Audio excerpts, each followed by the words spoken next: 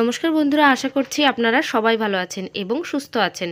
আমি রাখি, আমার চ্যানেলে সবাইকে জানাই অনেকটা স্বাগত।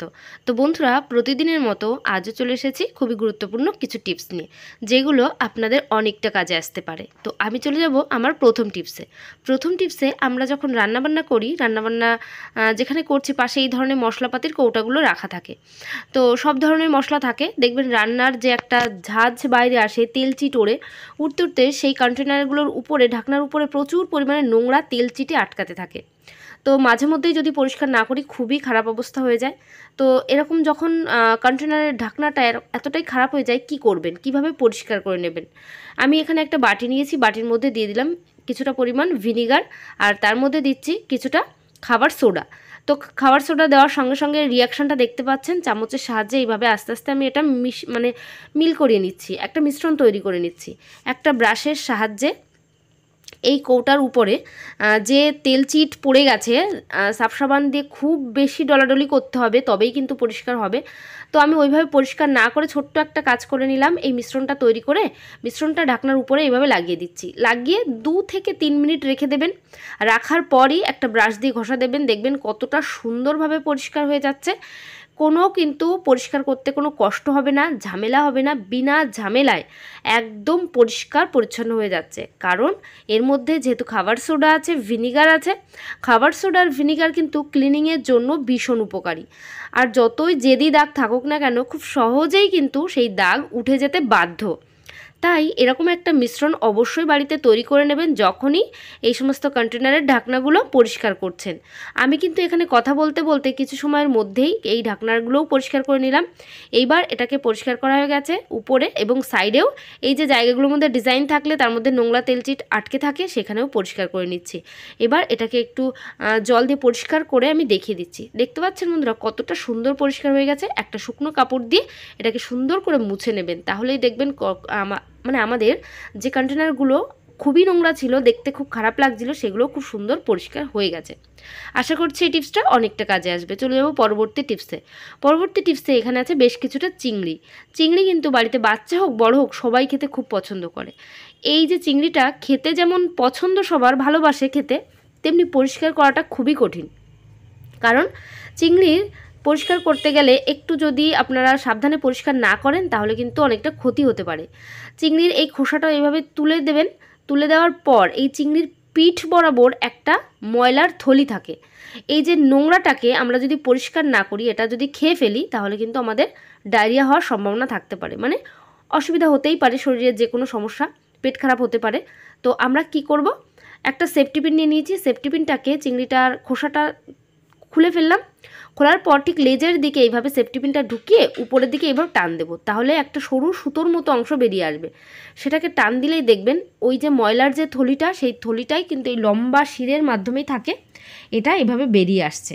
তো বন্ধুরা, এটা কখনোই খাবেন না। আর কি হয়, মাথার মধ্যে থাকে একটা নোংরার থলি, সেই মাথার মধ্যে নোংরার থলিটাকেও কিন্তু বের করতে হবে। তো আমরা কি করছি, এইভাবে কিন্তু মাথার এই অংশটাকে আমি কেটে নিয়ে আসছি। তো বন্ধুরা, কাটার পর দেখিয়ে দেব এই মাথার মধ্যেও যে নোংরাটা থাকে সেটাকেও একটা সেফটি পিন অথবা হাত দিয়ে এমনি নখ দিয়ে কিন্তু টেনে বের করা যায়।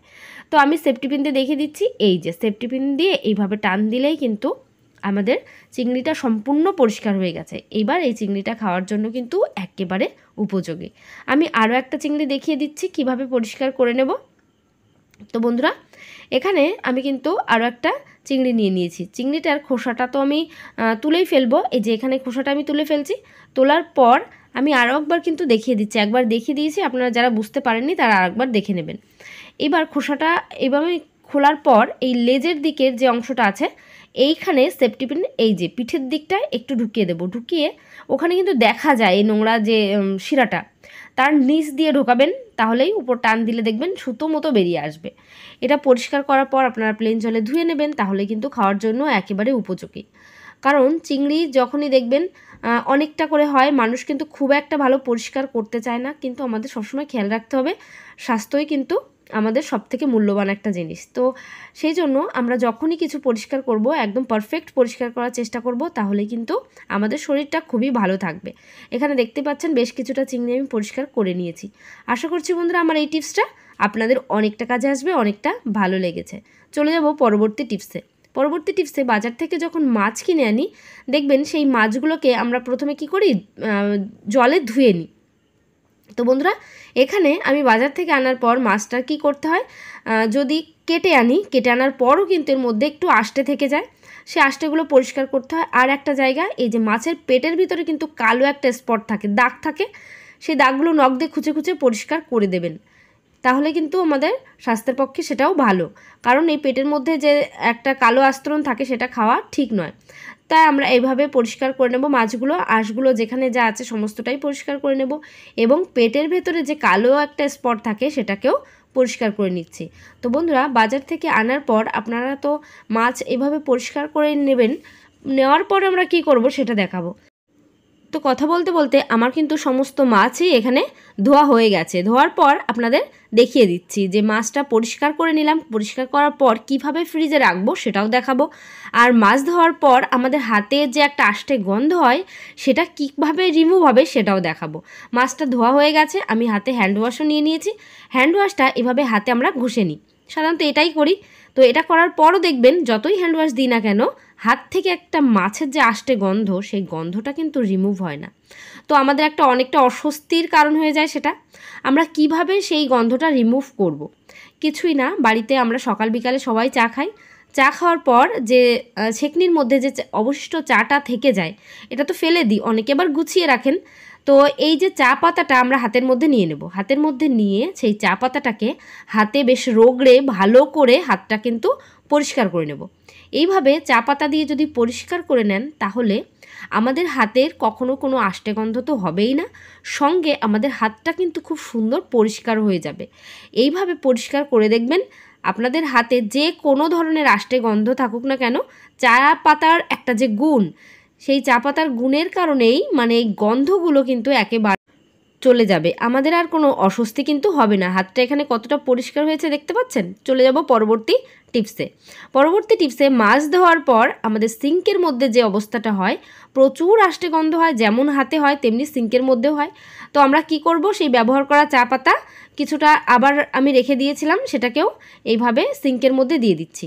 সিঙ্কের মধ্যে চা পাতা দিয়েছি, আর কি দেব, আর একটু কোলগেট, সামান্য একটু কোলগেট আমি নিয়ে নেব। নেওয়ার পরে কোলগেট আর চা পাতা এই দুটো একসঙ্গে করে আমাদের সিঙ্কটাকে যদি একটা স্কচব্রাইট দিয়ে পরিষ্কার করে নিই, তাহলে বন্ধুরা আমাদের সিঙ্কটা কিন্তু একেবারেই পরিষ্কার তো হবেই, সঙ্গে বাজে কোনো গন্ধ কিছুই আর থাকবে না। আমি এখানে একটু পরিষ্কার করে নিচ্ছি। আপনারা এইভাবে মাঝে মধ্যেই আপনাদের সিঙ্কটাকে পরিষ্কার করে নিতে পারেন, কারণ জল যেহেতু সবসময় এখানে জলের ব্যবহার হয়, জলের ব্যবহার করতে করতে আমাদের সিঙ্কটা কিন্তু একটু নোংরা হয়ে যায় আর জলের একটা দাগ পড়ে যায়। তো জলের দাগ পড়ে গেলেই কিন্তু খুবই খারাপ লাগে দেখতে। মাঝে মধ্যে এইভাবে ডিপ ক্লিন করে নেবেন। এমনিতেও আমরা বাসনপত্র মাজার পর ক্লিন তো অবশ্যই করি, কিন্তু ডিপ ক্লিন কিন্তু করা হয় না, সেটা একটু কিছুদিন বাদে বাদে করি। তো মাঝে মধ্যে এইভাবে ডিপ ক্লিনটা করে নেবেন, তাহলে আপনাদের সিঙ্ক পুরনো হয়ে গেলেও একেবারে নতুনের মতো গ্লেজ থাকবে। ঠিক নতুন অবস্থায় যেমন কিনে এনেছিলেন চকচক করতো, তেমনি কিন্তু চকচক করবে। এটা চা পাতার কামাল। তো বন্ধুরা, আমি এখন দেখিয়ে দেবো পরিষ্কার করা হয়ে গেছে, আর সিঙ্ক থেকে কিন্তু বাজে কোনো গন্ধ আসছে না। সিঙ্কটা পরিষ্কার পরিচ্ছন্ন জীবাণুমুক্ত থাকবে। আশা করছি বন্ধুরা আমার এই টিপসটাও অনেকটা কাজে আসবে এবং অনেকটা ভালো লেগেছে। তো চলে যাব পরবর্তী টিপসে। এখানে মাছ ধুয়ে নিয়ে এসেছিলাম, আনার পর মাছটাকে আমরা কি করি, ডিপ ফ্রিজের মধ্যে রেখে দিই। ডিপ ফ্রিজের মধ্যে মাছ রাখলে যে প্রবলেমটা হয়, মাছের মধ্যে না নেক্সট যেদিন রান্না করব বের করি, মাছটা পুরো বরফ হয়ে চাং হয়ে আটকে যায়। তো এই যে বরফ পাথরের মতো যে চাং হয়ে যাচ্ছে বরফটা জমে, তো সেটা আবার ছাড়াতে গেলে অনেকটা সময় লাগে। যারা কাজকর্ম করেন সকালে উঠেই, যারা অফিসে যান, যে সমস্ত মেয়েরা, তারা কি করবেন, তারা কিন্তু ওই বরফটা ছাড়াতে গেলে অনেকটা সমস্যা। তো এইভাবে মাছ ধুয়ে তার মধ্যে কিছুটা সর্ষের তেল দিয়ে রাখবেন, তাহলে এইভাবে যখন ডিপ ফ্রিজে রেখে দেবেন না, নেক্সট দিন যখন বের করবেন দেখবেন মাছের গায়ে কিন্তু বরফ চাং হয়ে আটকে থাকবে না। আশা করছি বন্ধুরা এই টিপসটাও অনেকটা কাজে আসবে। তো আজকের ভিডিও এখানে শেষ করলাম। সবাই ভালো থাকবেন, সুস্থ থাকবেন। তো বাই, টাটা।